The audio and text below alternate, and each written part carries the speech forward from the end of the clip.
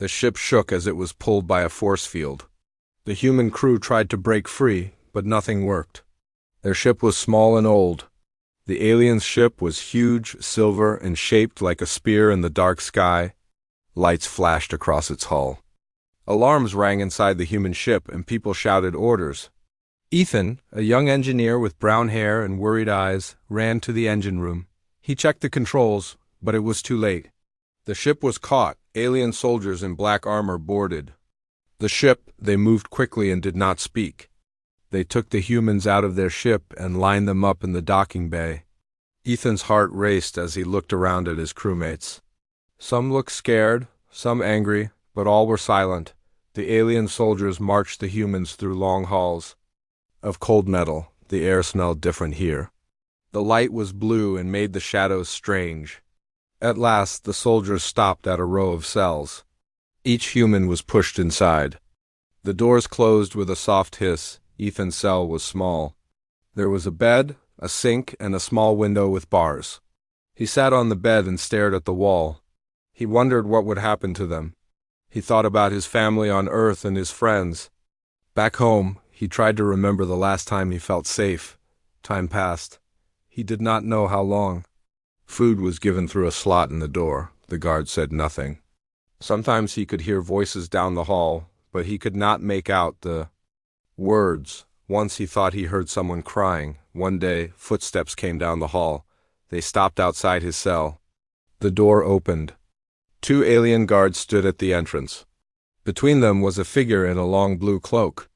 The cloak was smooth and bright with silver patterns. The figure's face was hidden by a thin veil, but Ethan could see long pale hair and eyes that shone like blue ice. The guard stepped aside. The figure walked into the cell. The door closed behind her. Ethan stood up, unsure what to do. She spoke in perfect English. Her voice was soft, but strong. She asked his name. Ethan told her.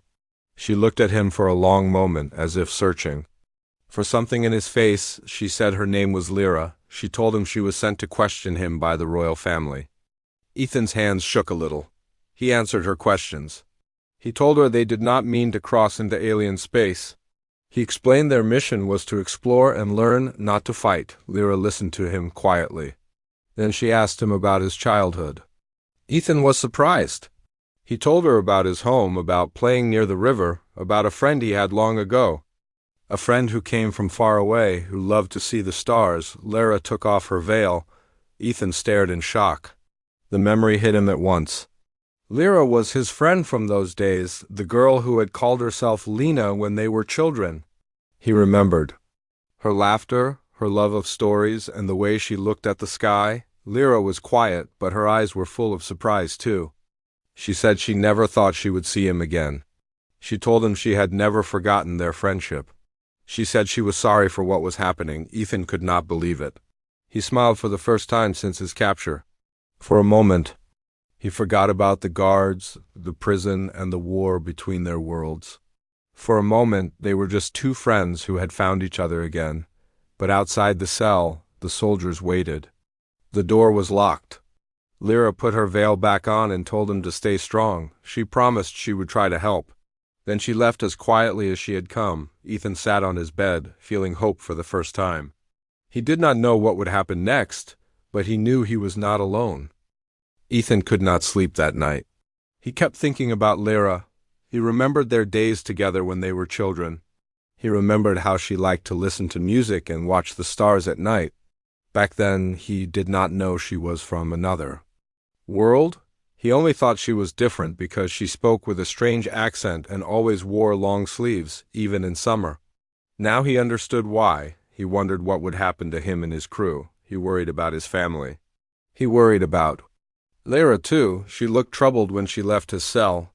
He knew she was in a hard place. She was a princess, but she was also his friend. It must be hard for her to choose between her people and him. The next morning, the guards brought Ethan food. It was some kind of bread in a bowl of soup. It did not taste bad, but it was nothing like food on Earth. He ate slowly and tried to listen for any sounds in the hall. He wanted to know if Lyra would come back. Later, the cell door opened again.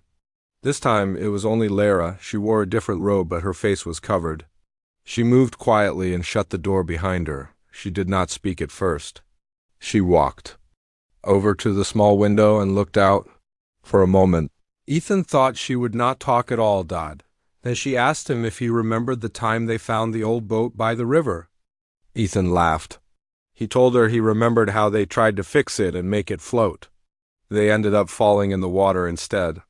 Lyra smiled, and for a moment she looked just like she did when they were young. Lyra told him she missed those simple days. She said she did not want to be a princess. She said her parents always wanted her to be strong, to think of her people first. She said it was lonely at the palace. She said that when she was with him as a child, she felt free. Ethan listened and felt sad for her. He said he always wondered what happened to her. She had left suddenly and never said goodbye. Lyra looked away. She said her family found out she was visiting Earth and made her come home. She said she wanted to say goodbye, but she was not allowed. Lyra asked about his life. Ethan told her about his work as an engineer. He told her about his family and his friends back on Earth. He said he liked working on ships, even though it was dangerous sometimes. He told her he never forgot her. He said he always hoped he would see her again, but he never thought it would be like this. Lyra came closer and spoke quietly. She told Ethan that his crew was safe for now, but things could change quickly. She said the court was watching her closely. She said some people did not like humans. She said the king and queen wanted to know if the humans were spies. Ethan shook his head. He said they were not spies. He said their mission was only to explore new places and learn about other worlds. Lyra nodded and said she believed him, but it would not be easy to convince the others. She asked him to trust her. She promised to help if she could. She told him to be careful, to not make the guards angry. She said she would bring news when she could. Before she left, she gave him a small piece of fruit from her world. She said it was sweet and good for strength. Ethan thanked her and watched as she slipped out the door. The days passed slowly. Sometimes Ethan saw Lyra in the hall, talking to other guards or walking with advisors. She never looked at him, but sometimes he would find extra food or a soft blanket left in his cell. He knew it was from her. One night, Ethan heard shouting in the hall. He heard footsteps running and doors slamming. He worried something bad had happened. The next morning, Lyra came to his cell again. She looked tired and worried. She told him there were rumors at the palace. Some people said the human crew was dangerous. Others said Lyra was too kind to the prisoners. She said she might not be able to visit much anymore. She told him to stay hopeful and to remember their friendship. Ethan promised he would. He said he would not give up. He said he was glad to have found her again. Lyra smiled, even though her eyes were sad. She touched his hand for a moment, then left. After she was gone, Ethan felt stronger. He knew the days ahead would be hard, but he also knew he was not alone. He was ready to face whatever came next because he had a friend on his side. Ethan sat on his bed every day and waited for Lyra. He tried to stay strong and calm, but it was hard not to worry. Sometimes the guards marched past his cell and looked at him with cold eyes. Other times he could hear voices speaking in the alien language, but he could not understand them. He missed the sounds of Earth and the voices of his friends. He missed the sun and the green trees. In this place, everything felt quiet and strange. One afternoon, the cell door opened and Lyra came in. She looked tired, but she smiled at Ethan. She told him she did not have much time. She said the council was asking more questions about the humans. The king and queen wanted to know why the ship came close to their planet. Lyra told Ethan that she trusted him, but others were afraid of humans. Some believed that humans were planning an attack or spying on the alien empire. Ethan shook his head and told Lyra that he and his crew were only exploring. They had no weapons ready and did not want to fight. He said they wanted to make peace and learn about new worlds. Lyra nodded. She said she believed him, but it would be hard to change the minds of the council. She handed Ethan a small piece of paper. It had a map of the prison on it, drawn in light blue ink. She told him to hide it and not let the guards see. She whispered that she would help him and his crew escape if things became too dangerous. Ethan hid the map in his pocket and thanked her quietly. He knew it was risky for Lyra to help, but he was grateful for her courage. days passed slowly. Sometimes Lyra came to bring Ethan extra food or news from the outside. Sometimes she could not visit, but she sent a message with a kind guard. Ethan learned that his crew was still alive, but they were kept in separate cells. Some of them were scared, but others tried to stay hopeful. Lyra told Ethan that the council would decide what happened to the humans soon. There would be a meeting where everyone would talk about the humans and vote on their fate. Ethan worried about his friends. He worried about Lyra too. He could see that she was under a lot of pressure. She had to pretend to be strong in front of her family, but with him she was softer and more gentle. One day she told him that some of the royal advisors did not trust her. They said she was too friendly with the humans. They watched her closely and tried to stop her from helping. Ethan tried to make her smile. He reminded her of the time they built a kite together when they were young. The kite had flown high above the trees, and Lyra had laughed as it danced in the wind. For a moment she smiled again, but then she grew serious. She said she wished they could go back to those simple days. That night Ethan could not sleep. He thought about Lyra and the dangers she faced. He wondered if the humans would ever be allowed to go home. He worried that Lyra would get in trouble for helping him. He promised himself that he would do everything he could to protect her, just as she was trying to protect him. A few days later, a guard brought Ethan to a large room with bright lights. The council was there, sitting in a circle of high chairs. The king and queen were at the front. Lyra was there too, standing beside her parents. The council asked Ethan many questions. They wanted to know why the humans came to their space, what their mission was, and if they had any secret plans. Ethan answered honestly. He said they only wanted to learn and make friends. He said he was not a spy. Some council members believed him, but others did not. They argued in their own language. The king looked angry, but the queen looked thoughtful. Lyra stood silently, her eyes on Ethan. At last, the council said they would think about what to do with the humans. Ethan was taken back to his cell. He felt tired and sad. He wondered if he had said the right things. He hoped the council would believe him.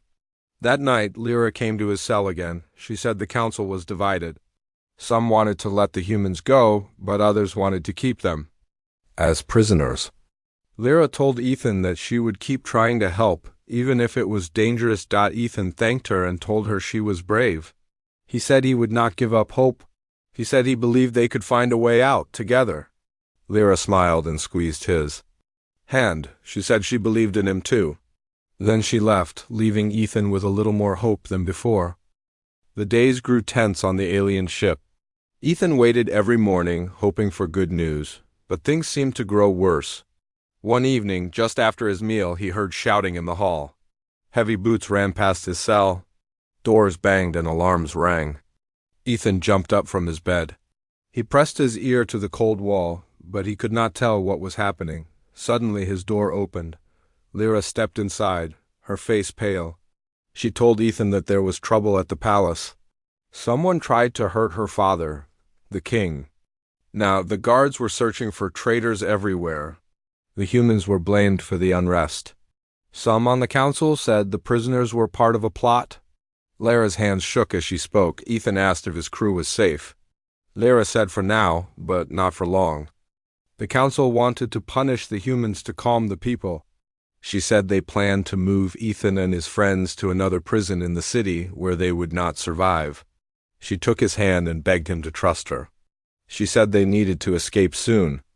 Ethan looked at Lyra and saw fear in her eyes. He tried to speak, but Lyra shook her head and gave him a small device. She explained that if he pressed the button, it would send a message to her. She would know he was ready. She told him the map she had given would help him find the old service tunnels under the palace. That night, Ethan waited in his cell, holding the device tightly. He listened to every sound in the hall. He heard the guards talking and shouting. Once he heard someone crying. He closed his eyes and tried to remember the map. When he was sure it was safe, he pressed the button. A soft blue light flashed. Only minutes later, Lyra came with 2 trusted guards. She told Ethan to follow her and to be quiet. The guards led them down the hall. Ethan saw his crewmates, tired and scared, being led from their cells too. No one spoke. The halls were darker than before, with only a few lights on. The group moved quickly, Lyra at the front. They turned down a narrow passage and went through a hidden door. Behind a large wall panel, the old tunnel was cold and full of dust. Ethan walked behind Lyra, holding on to hope. One of the guards led the way with a small lamp. The tunnel turned left and right, down steps and through low arches. They walked for a long time. Ethan's heart beat fast, but he kept going. At last, they reached a metal door. Lyra used a code to open it. On the other side, they found a small room with boxes and tools. Lyra told everyone to rest for a moment. She said they were safe for now. Ethan looked at his crew. They were tired, but still alive. He felt thankful for Lyra's help. While they rested, one of the guards checked the door behind them. Lyra sat beside Ethan. She told him her family was in danger. She said the people behind the attack wanted to take over the throne. She said she did not know who to trust in the palace anymore. Ethan put his hand on hers. He promised he would help her, just as she was helping him. After a short rest, Lyra said it was time to move. She led the group down another tunnel. This time, they had to be careful. The tunnel was old, and some parts were blocked by fallen stones. Ethan and another crew member used their tools to clear the way. At one point, they had to crawl under a broken beam. Lyra helped a young crew member who was scared. They heard voices above them. The enemy guards were searching the palace. Lyra told the group to be silent. They waited in the dark until the voices passed. Then they moved again, slowly and quietly. At last, they reached a heavy door that opened to the city's edge. Lyra said it would be dangerous to go farther tonight. She said the city was full of soldiers searching for them. She told everyone to stay close.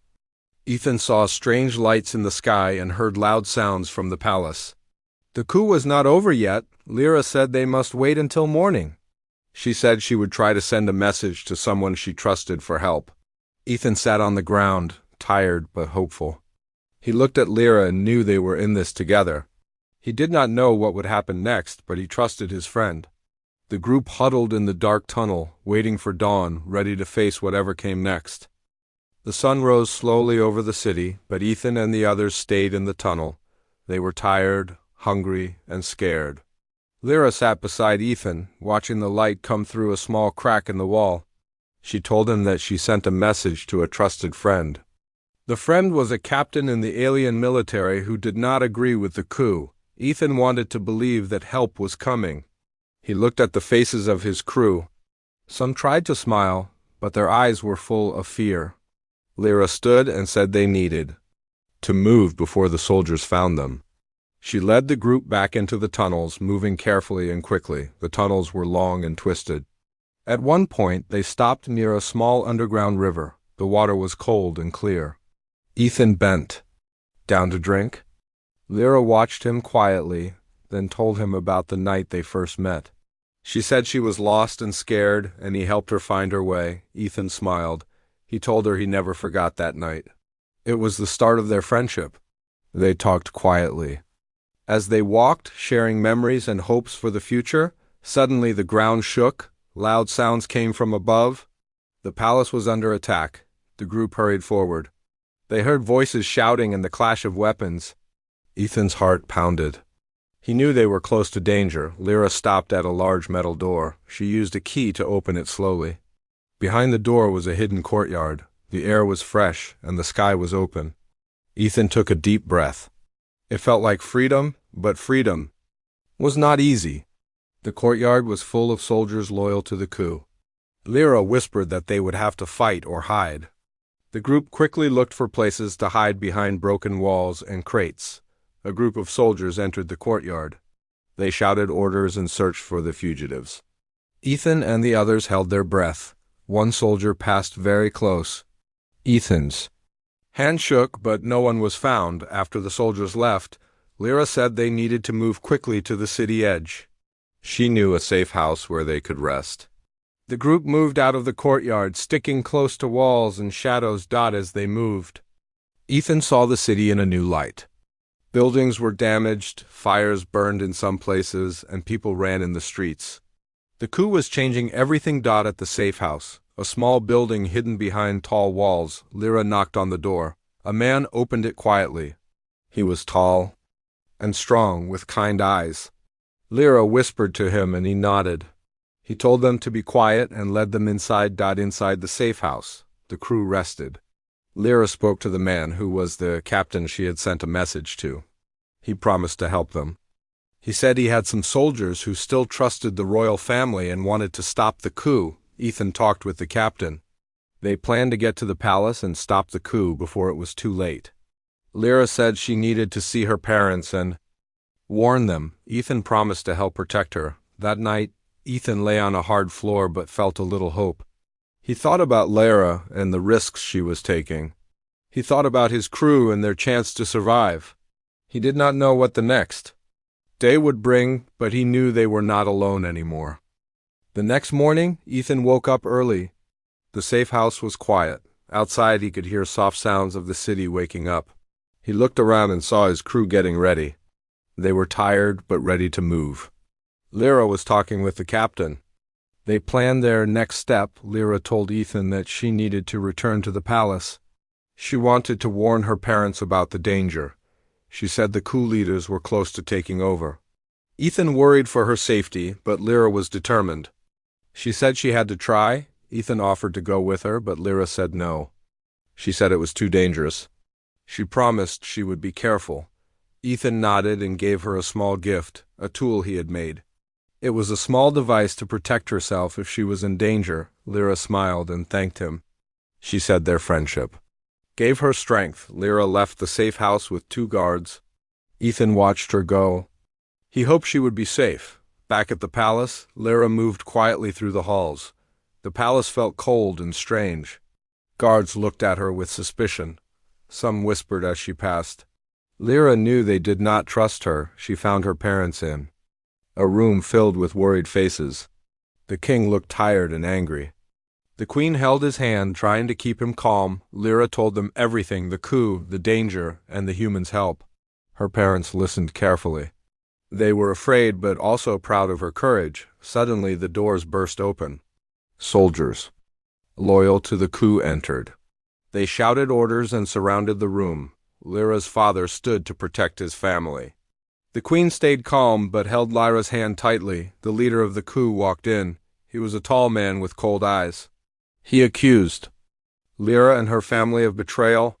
He said they would be removed from power. Lyra stepped forward. She said she had proof that the humans were not spies. She said she believed they could help save the kingdom. The leader laughed and said she was a traitor. He ordered the soldiers to arrest her. Lyra's guards fought back. A battle broke out in the room. Lyra ran to help her parents escape. Ethan's device made a loud noise, distracting the soldiers. Outside the palace, Ethan and the captain led a small group of loyal soldiers. They fought their way to the main hall. The sounds of battle filled the air. Lyra met Ethan in the hall. They fought side by side, protecting each other. The loyal soldiers pushed back the coup forces. After a hard fight, the leader of the coup was captured. The king's rule was saved. The queen thanked Ethan and the loyal soldiers. Lyra's parents hugged her and told her they were proud. They said she had saved the family and the kingdom. Ethan looked at Lyra and smiled. He knew their fight was not over, but they had won this battle. Together they promised to work for peace between their worlds. After the battle, peace slowly returned to the kingdom. The people began to rebuild what had been broken. Ethan stayed close to Lyra, helping her and her family during this hard time. The king and queen were grateful for Ethan's courage. They called him a hero, but they also faced a difficult choice. Lyra's friendship with a human was new and strange to many. Some in the court wanted her to end the friendship to protect the kingdom. One day, the king spoke to Lyra in private. He said she must choose between her people and Ethan. He said it was a hard time, and many did not trust humans. If she wanted to keep her place as princess, she could not be close to Ethan. Lyra looked at her father and shook her head. She said she would not abandon her friend. She said that humans and aliens could learn from each other. She believed their friendship was a new hope for peace. The queen stood beside Lyra. She said she was proud of her daughter's courage. The king sighed but did not argue. He saw the strength in Lyra's heart. Lyra and Ethan talked about the future. They knew it would be hard, but they wanted to try. They decided to leave the kingdom for a while. They wanted to find a place where humans and aliens could live together in peace. Before they left, the king gave them his blessing. He said he hoped one day their people would trust each other. He told them to be safe. Lyra and Ethan said goodbye to their families and friends. They promised to return with news of peace. Together, they boarded a small ship. As the ship lifted off, Ethan looked at Lyra. She smiled and took his hand. They felt hope in their hearts. The stars stretched before them like a bright path. They knew their journey was only beginning.